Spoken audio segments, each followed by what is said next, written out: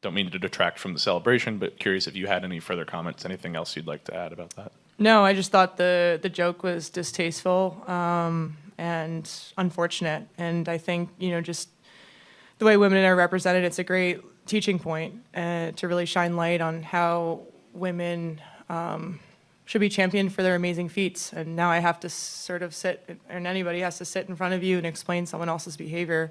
It's not my responsibility.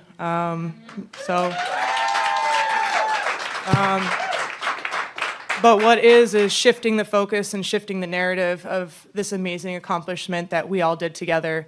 And granted, the men's and the women's team did it together, and that is super special. It's never been done in our program's history. It's something we're extremely proud about.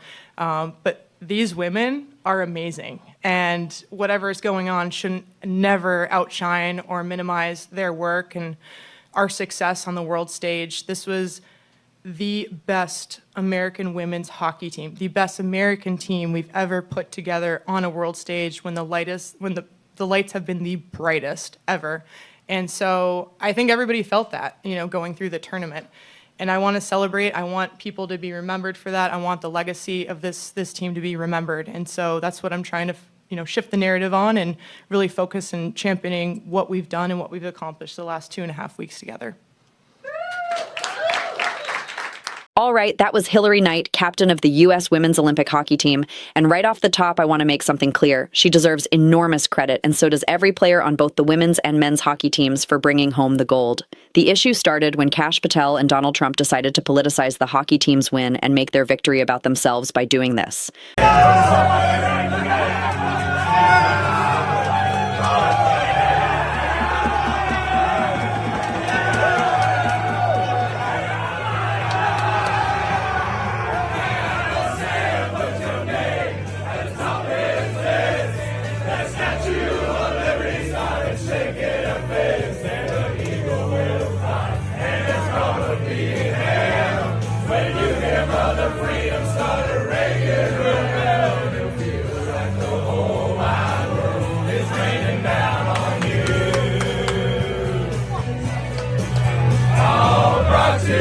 Courtesy of the red, white, and blue.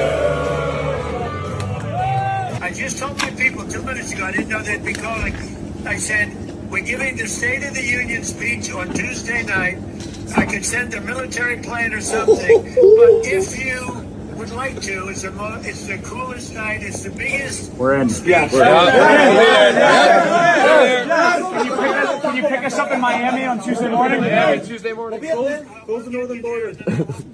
We'll get cash and we'll get the military to get you guys over. I'm gonna Let's go. Boys are going to the State of the Union. The nice thing about being president is I can tell you, you don't have to worry about the weather or landing. So we don't care if it's snowing, if it's the worst blizzard, we'll be sailing through that sucker just like you did on the ice. Thank you, Mr. President. Now we'll do it at the White House anytime. What would really be cool, and we'll do the White House the next day, we'll just have some fun. We have medals for you guys. And we have to, I must tell you, we're going to have to bring the women's team. You do know that. I do believe I probably would be impeached, okay?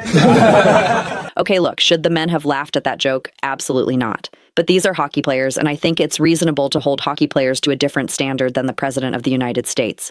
The fact that Trump felt so insecure that he needed to put the women down just to seem cool in that one brief moment tells you everything about how deeply this man's thinking is off. And on top of that, by doing it, he put the men in an incredibly uncomfortable position. Now, here's what the story around these Olympic gold medal teams has become. Instead of being about their victories, the entire narrative got hijacked simply because Donald Trump and Patel could not stand not being the center of attention. This was a completely self-inflicted mistake, driven entirely by the fact that these people are incapable of letting others enjoy their own moment without turning it into something about themselves. And you don't have to take my word for it. Just listen to someone who actually supported Trump. Patel thing is so annoying because it's just like, can you just let them have a fucking victory? The second it's so selfish. Like the second you insert yourself in the room, it becomes culture war. Yeah. And it's like, let America have this great victory. These guys played their fucking asses off. It's a dream win for the men's and the women's team. If you're in the locker room drinking beers because you're a big hockey fan, it's this completely selfish endeavor that puts these guys under the microscope, right? Like, instead of being somebody we could all celebrate, if they're treating Cash as if he's like one of the guys, now everybody just goes, look at these pieces of shit, not judging Cash Patel for being there and all the things that he's been supporting. It's just like, just stay the fuck out of it. You just stay the fuck out of it. He's corny, bro. Who, Cash? Yeah. Yeah, you're saying the guy who wanted to be the FBI director is corny?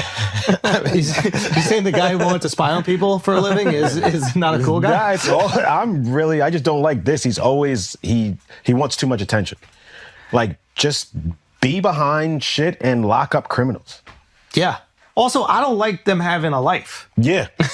Like, anybody that like has like little hobbies and shit, like, I don't really got enough time to be part of it. Yeah. Be respectful. Do that shit in private, like on Epstein's Island or something like that. But like, There was an island. I don't want to see that shit. Yeah, there was an island where they could have fun, be elite. And of course, because this White House has no filter and no concept of when something is too much, they further screwed the men's team by posting an AI video onto their TikTok depicting one of the U.S. players disparaging the Canadian team, which forced that American player to then have to push back saying, quote, I know those words would never come out of my mouth. In fact, this whole episode has put the team in a bind. Here's Charlie McAvoy apologizing. I think, just certainly sorry for how we responded to it in that moment. Things that just happened really quick there. And if you know the men's team and if you know the relationships that we have, the amount of time that we've spent, with the women's team and how we've supported them, it's certainly not reflective of how we feel and look at them and their accomplishments. What they did was unbelievable. Kind of like I said, we had this third floor there, in the village, and it was kind of, some of the women's team there, the trainer's room where everybody was at all times, so men and women's team, like, just made friends for life with them. We supported them the same way that they supported us. So we share this together. I know that, and I know that I'm pretty confident they know how I feel about them and what they've been able to accomplish, and the way that they did it too, with how dominant they played. I think America should be so proud of them for their accomplishment, for sure. Think about how insane it is that this is now the discourse surrounding the incredible, unprecedented feats of men and women, both bringing home the gold.